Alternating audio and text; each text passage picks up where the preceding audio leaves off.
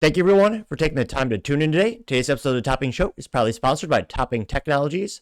Topping Technologies is an IT value-added reseller and services company with a special proficiency IT security.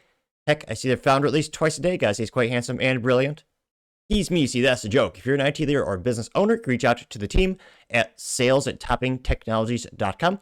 Also, still giving away a free flamethrower with every IT purchase with Picatinny rail adapter, so you can mount it to any standard AR-15, as all awesome accessories can be. Go to toppingtechnologies.com and click the flamethrower button to learn more and see me shooting a flamethrower.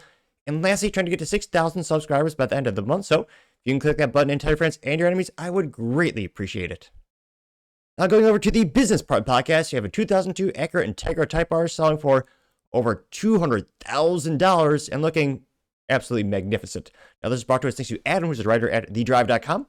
He says, quote, an Acura Integra Type R just sold for $204,000.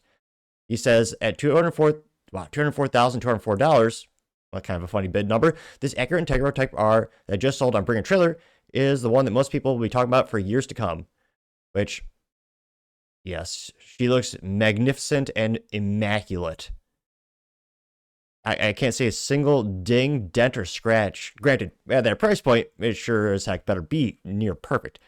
Now, they say, quote, I don't know how precisely when it happened, but the Acura Integra Type R has become a bellwether and poster child for controversial, valued modern classic enthusiasts. My friend Caleb wrote about this with one with fewer than 2,000 miles on the odometer that sold for $63,800 back in 2018. It may have seemed like a lot back then, but the Gran Turismo staple has regrettably more than kept up with inflation. Today, a Phoenix Yellow example from 2001 with only 4,800 recorded miles sold for $204,204. Which, yeah, that is damn near museum quality right there. Get some pictures up on screen. Oh, that engine bay, completely unmolested. The factory intake, like nothing's been touched. Huh? Is that a factory sway bar? May have spoken too soon. It looks abnormally clean and perfect. And the interior, oh, man. I almost feel like Harrison Ford, like, it belongs in a museum. Although, it's kind of sad this might end up just as a garage queen. I think it should be driven on the track. I know it's so perfect, but it's just what it's made for. Nevertheless, you see that quote. This vehicle was one of 1,173 supposedly built for the U.S. sale for the model year. Is absolutely pristine as you'd expect. A totally unmodified coupe with 25-year-old tires belonging to the real-time collection hall, which, yeah, I was about to say, just for safety alone, after a certain age, tires do wear out. It's impressive that they've lasted this long just, holding air, and obviously it's been static, even if it is on car jacks or a lift. Yeah, even the tires, yeah, but if you're actually going to drive this, just for safety, you'd probably want to swap those out. But that is, wow, even the tires, that is incredible. Now, they say that, if anyone knows, or he continues saying, quote, Peter Cunningham's real-time facing famously dominated North America touring car competition with these. If anyone knows how special these Integra Type R cars can be, that's the crew. Like all things American Integra Type Rs, the high-revving 1.8-liter four-cylinder is, in this one, makes 195 horsepower and 130 foot-pound of torque, and is connected to a 5-speed manual transmission, as all cars should be by default. When new, the car costs $24,930, equivalent to $45,176 today.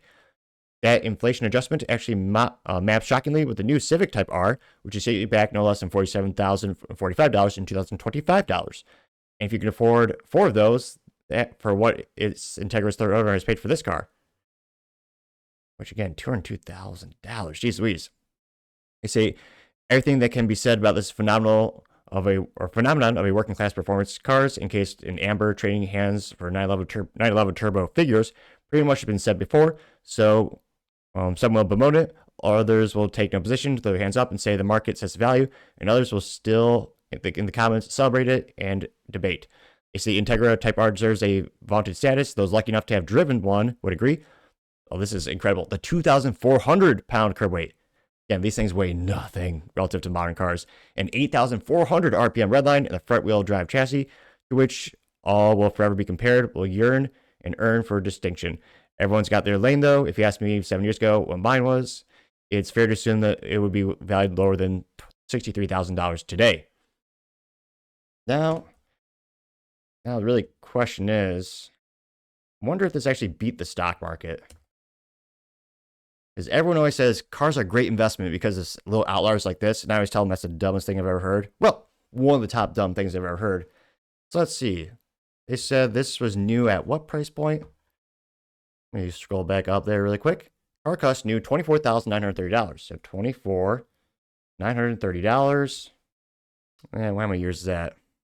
What year was that? 2019? Let's see here. Come on, screen. Where'd it go? The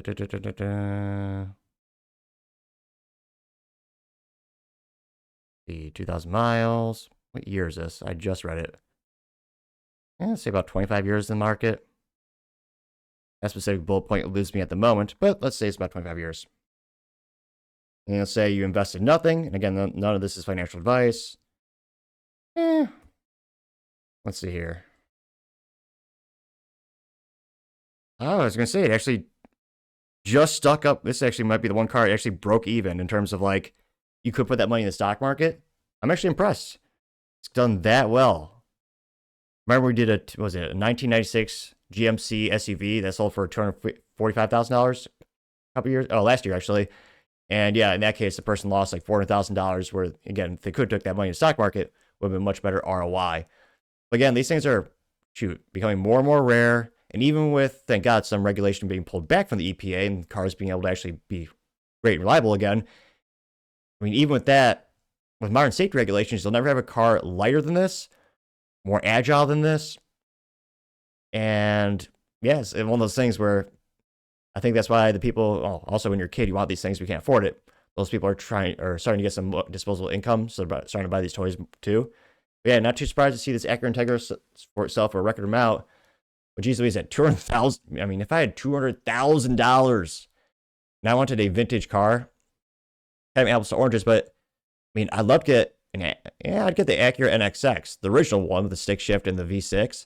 Now, granted, it's going to have more miles than this, basically museum quality one, but again, if I had $200,000 and I had to buy a car, couldn't put it in the stock market, couldn't invest in my companies, had to be a car, even though this is really special and cool, and personally, I'd probably go for an Acura NXX if it had to be like a more now vintage car, that price point. But let me know your thoughts, because as always, be fascinated to hear what you have to say. Thank you, everyone, for taking the time to tune in today. Again, try to get to 6,000 subscribers by the end of the month, so click that button. I greatly appreciate it. Also, give me a thumbs up, thumbs down, and a comment. It's a great way to give me some additional feedback, letting me know how I can make the show better and better. Lastly, don't forget to take the time to tell your family, tell your friends, tell your coworkers, heck, tell your enemies, tell anyone, everyone. Just stay safe and fight the good fight.